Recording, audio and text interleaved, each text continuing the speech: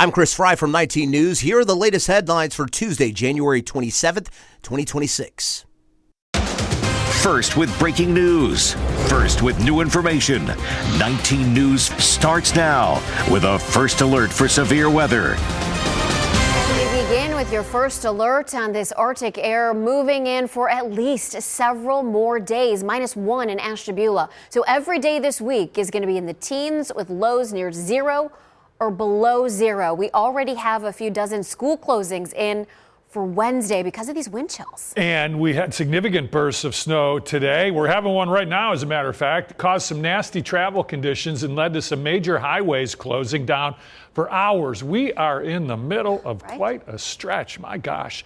Hi, everyone. Good afternoon. I'm Brian Duffy. And I'm Nicole Versansky. Can't seem to get out of this one. No. Wind chills overnight dropped to -15 or colder, and that's going to happen for several days this week. Yeah, all you can do is laugh at this point. 19 First Alert meteorologist Andy Chillian tracking the 19 First Alert weather days.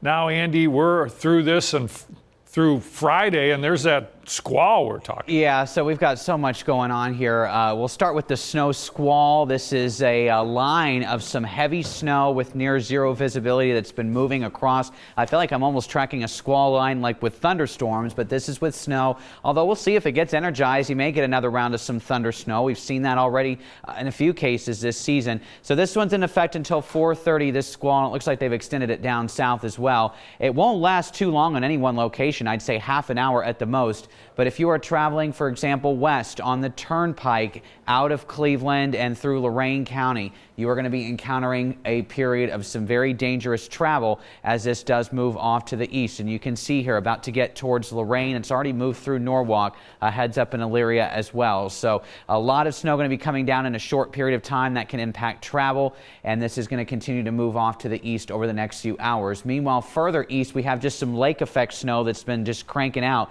You may be wondering, how are we getting this? The lake's not 100% covered. You got to get to 100% coverage. Any cracks, it's efficient. Any cracks in the ice, that is, still to produce some of this lake effect snow. So that's the big picture that we're seeing right now. It is also very cold. Wind chills for many areas still below zero. They'll drop even further below zero this evening as the snow winds down, and the wind will still be pretty blustery overnight. So the 19 First Alert weather days continuing through Friday. It's cumulative cold that will continue as wind chills stay below zero. So make sure you limit your time outside. Remember those pets as well. I'll break it down for you. The minimum wind chill and track that snow squall again, all coming up here in just a bit.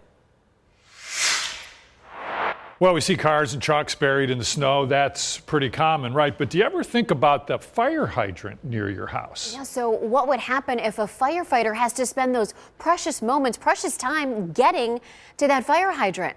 So the city of Mentor is asking the people who live there to be aware of that life-threatening possibility. Harry Boomer's been working this for us live with what the fire department, Harry, is telling all of us we need to do.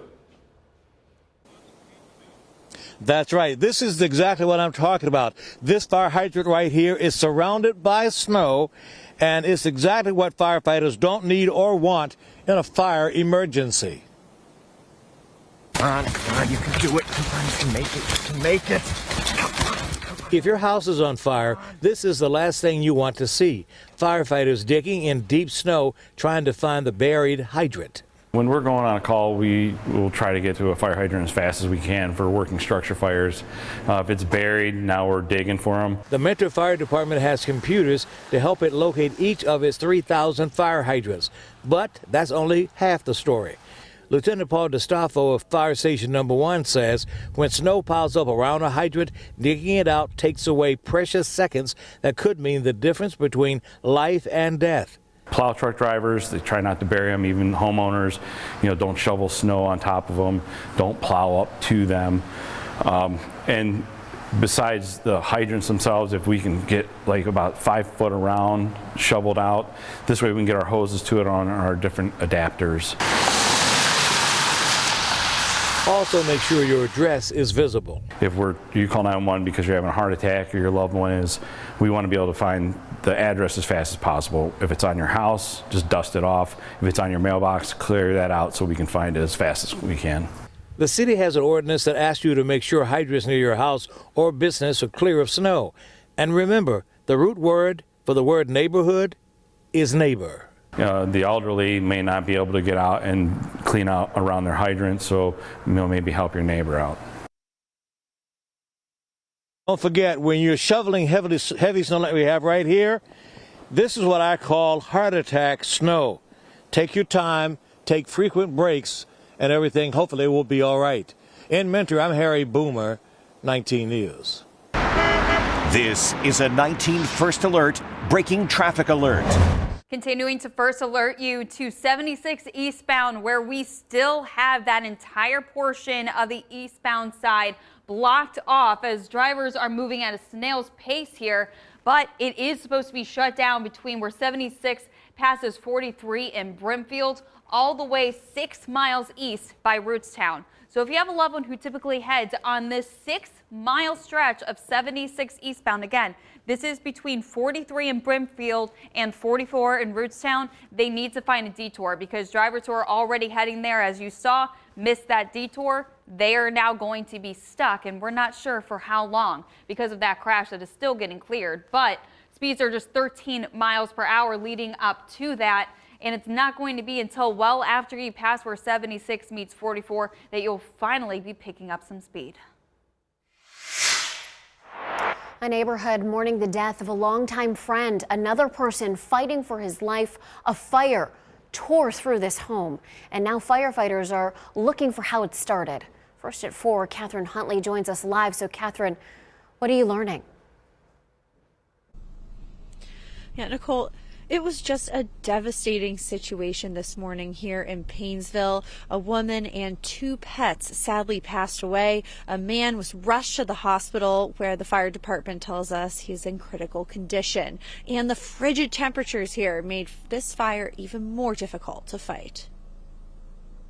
Came running over and banging on the door. Boom, boom, boom, boom. Help, help, help, help, help. John Gamble talking about the tense moments this morning around 7:30. His longtime next-door neighbor desperately needed help. His home was on fire. I could look over and see the flames shooting out of the side windows. It was almost licking against my doors. It's melted all of the paint on the side of my house and my plastic windows.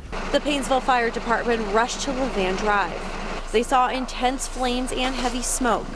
Firefighters immediately started searching for a woman who was trapped inside. When you hear somebody is trapped, that's the toughest. That your adrenaline's at the top right then. And I know our guys worked their butts off to try and get that person out and weren't successful. Sadly, the woman didn't make it. The man who lived there taken to the hospital in critical condition. An extremely difficult day all around. Neighbors say they are great people. The man currently fighting for his life does a lot for the neighborhood. Snow blows the whole street for everybody. He's a great guy, he's very nice. Investigators are still working to find out what caused the fire. But Paynesville's fire chief says you need to always keep fire safety in mind at your home. Our residents need to be aware of proper use of heating appliances, proper care when smoking. Any of those causes could be cause of a deadly fire. And we always appreciate the help of our residents keeping the snow around their hydrants clear this time of year. Now, sadly, a cat and a dog died in this fire as well. Neighbors actually told me they always looked forward to seeing that dog when he was out and about in the neighborhood with his owner. And now, of course, all of our thoughts are with the man who's in the hospital and the families of both of the victims. The victims' names have not yet been released by the fire department. For now, in Paynesville, Catherine Huntley, 19 News. Okay, well, there was a hazmat situation overnight on the Turnpike. Crews rushed. You can see this. Wow, what a turnout here. To the scene around midnight by the Sprague Road overpass in Berea. Troopers said the semi was hauling a compound and burst into flames after a brake fire. Truck driver was not hurt, but traffic was diverted for about an hour. The EPA tested the area and gave it the all clear. Several states are dealing with the crippling aftermath of the massive winter storm that dumped snow and ice across much of 48 states. Yeah, at its peak, the storm knocked out power for more than 1 million customers amid these bone-chilling cold temperatures. Crews are still working to restore that power in some spots. Ivan Rodriguez is in Nashville. This area hurt really hard. They're dealing with a number of power outages. The most significant infrastructure damage was across a swath of the South, where ice made roads slick, snapped tree limbs, and weighed down power lines. Northern Mississippi and Nashville, Tennessee in particular, are looking at prolonged recovery periods. It is a historic ice storm, and so this is the largest single outage in NES history. We do not have these kinds of weather events all the time. Nashville Electric Services says at its peak, 230,000 customers were without power. Although crews are working long hours to restore electricity, Brent Baker says they are facing many challenges. We see trees in our way to get to where we need to go, and then once we get there, we have trees tangled in all of the mess. It's just a significant tree event that is causing a lot of complexity to get things done. In Mississippi, officials say it's a similar struggle. Our biggest focus is the northern portions of the state that have been hit so hard and still dealing with the lingering effects of this cold weather. My fear is that this ice event will be larger than that one in '94. My hope is that our restoration efforts and abilities have increased fourfold. But this will be an extended recovery. After the state's historic ice storm in 1994, it took 23 days to fully restore power. I'm Ivan Rodriguez reporting. All right, now to a live look outside. This is our camera in Avon. Andy was talking about that snow squall that was heading this way. Well, it has arrived now in Lorain County in Avon here on this camera. He'll return in just a couple minutes to see where this snow squall will be heading next. I mean, zero visibility there on I-90. Again, this is in Avon. Yeah, and please slow down while you're out there driving. Boy, I drove in this morning.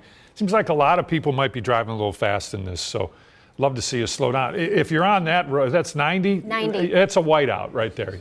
You cannot see. You cannot see. Okay, that's a great shot.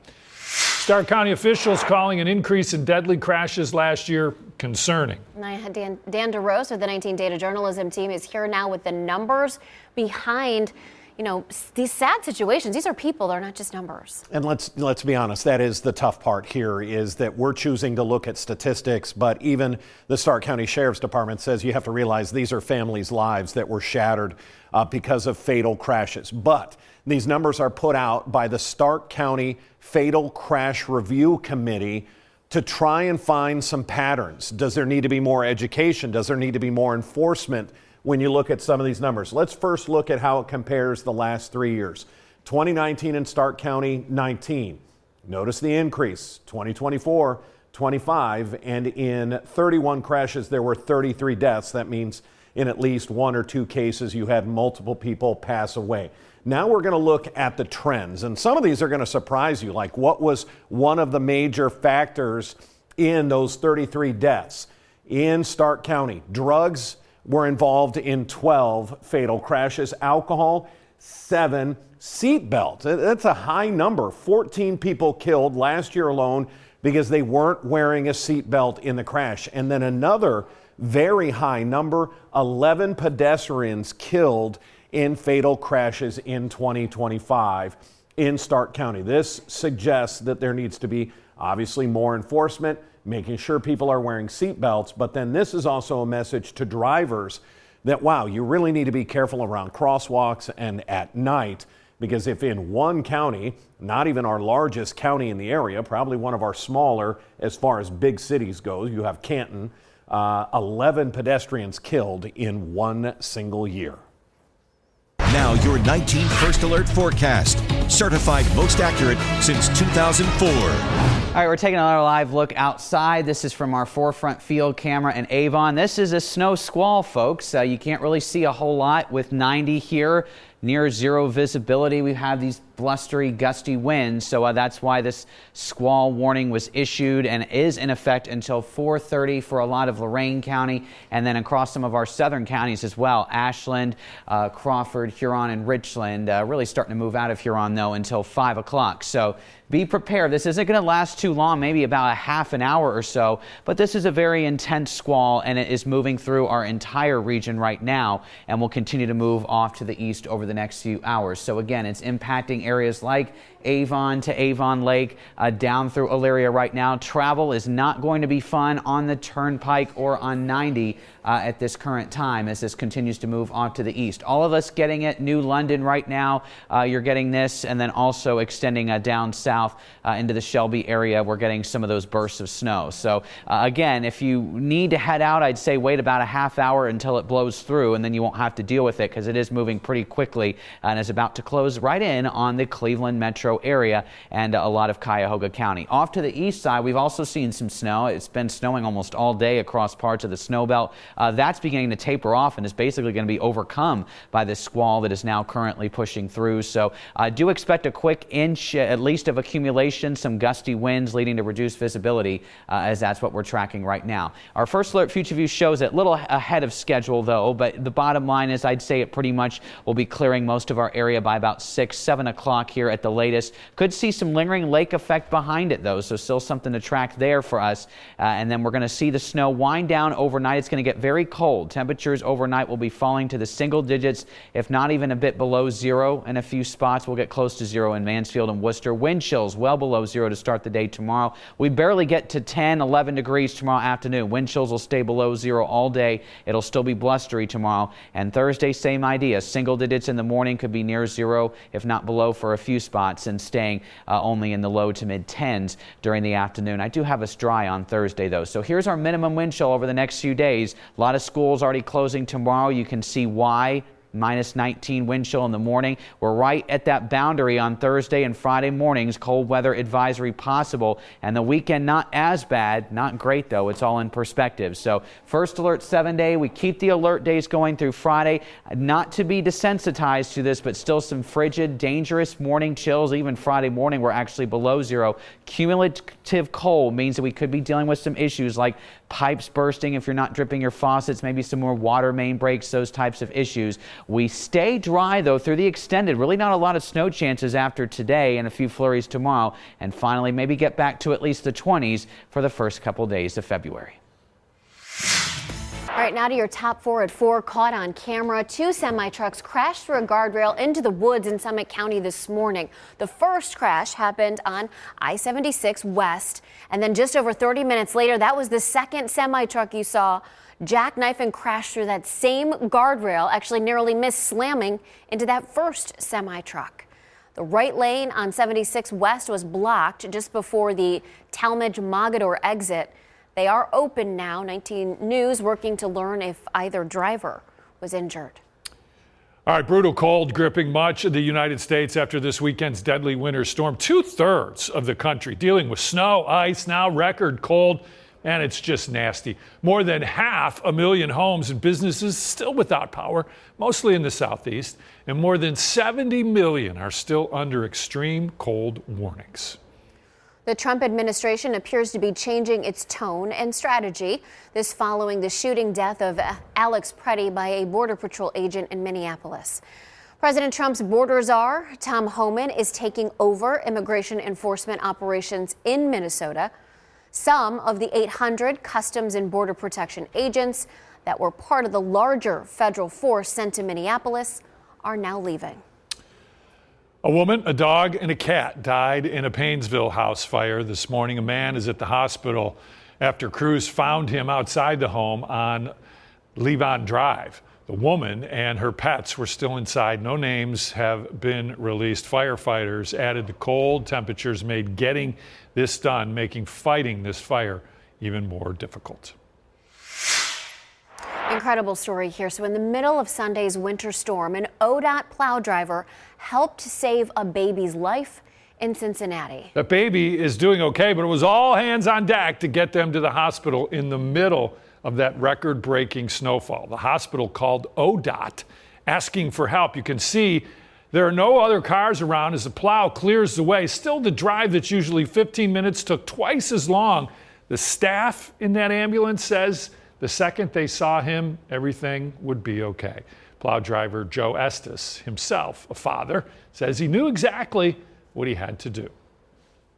It hit me like, I don't know the age, the sex, the race, the religion of this child, nothing. No details. Still don't know.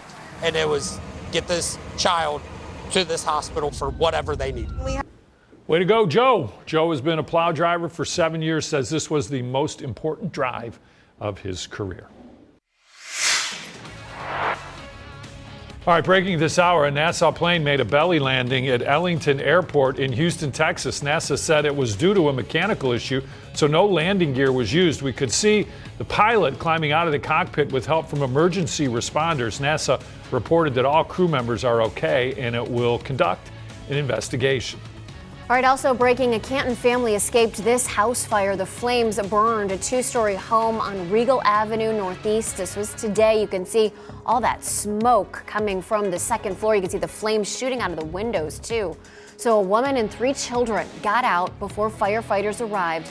The Red Cross was there to help the family, given the cold temperatures outside, get them to shelter. Thankfully, no injuries in this one. Now your 19 First Alert forecast. Certified most accurate since 2004. All right, we have some breaking news right now weather-wise. We want to bring in Andy Chillian for this one regarding that alarm, that alert that many of you probably just got on your phones. Yeah, we got it. We were in a commercial break. Lucky because it big loud beep, and it was Andy. It was from the National Weather Service. Snow squall warning until 5:15. Slow down, delay travel. Be ready for a sudden drop to near visibility. I don't ever remember getting anything. Yeah. And that's why we have you here. We're asking you why did this happen? Yeah, and so I think what they're trying to do is just make sure everybody's alerted. You get something similar like for a tornado warning. Everybody's going to get the alert on your phones if you have those EAS alerts turned on, and also like a destructive severe thunderstorm, like if there's giant hail or 80-mile-per-hour wind. So I think with this one, since we're getting close to the evening commute, they're saying, okay, if you don't have to travel, don't, because we've already seen a lot of issues on the roads today, and they want to prevent any more issues like that. So I know we've had some squalls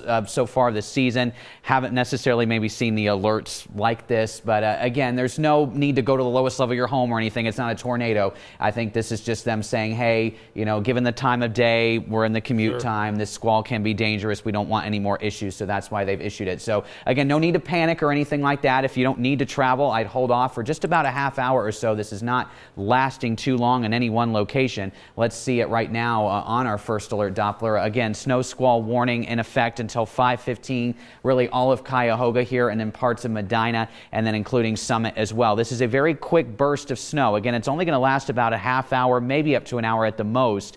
But it's basically just very dangerous. This is near zero visibility if you're traveling. So maybe you are traveling, you need to pull over to the side of the road. I'd say that may not be the best issue because cars are not going to be able to see you. So just be careful here. This is moving through western Cuyahoga right now. A lot of Lorain County as we zoom in a little bit more. We're getting it in Westlake.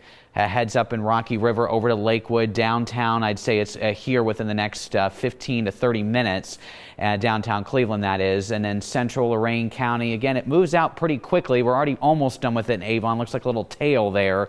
And then down towards parts of even Ashland is getting it as well. Ashland County here. Richland County's been getting this. So all of us are going to get a piece of this squall. But again, I want to stress that there's no panic if it says imminent threat on the phone. That's just saying delay travel. There's no need to, again, go to the lowest level basement of your home. But we get those alerts that are sounding for tornado warnings, destructive severe thunderstorm warnings, and this one in particular, just because it's timed for the evening commute, and we've already seen a lot of issues on the road so far. So again, heads up in Ashland, this is moving through. So again, I'm tracking this, and we'll of course continue to track it for you coming up as we are tracking all of this, and I'll talk more about those dangerous wind chills as well on this 19 First Alert Weather Day, all coming up here in just a bit. All right, Andy, wow, a lot to keep track of with this weather situation, isn't there? First Alert Focus going to continue our coverage tonight. This is Northeast Ohio's only all-weather newscast featuring Tiffany Tucker, our most accurate weather team. They're going to be tracking the First Alert weather days ahead of us, these snow squalls, this brutal cold. You can watch weeknights at 7:30 on Cleveland's 43. I'm Chris Fry. Thanks for listening. And be sure to subscribe for the latest headlines every weekday. A reminder, tomorrow is a First Alert weather day for dangerously cold temperatures. Download the 19 First Alert weather app for hour-by-hour forecast from our team of meteorologists, Cleveland's certified most accurate weather team.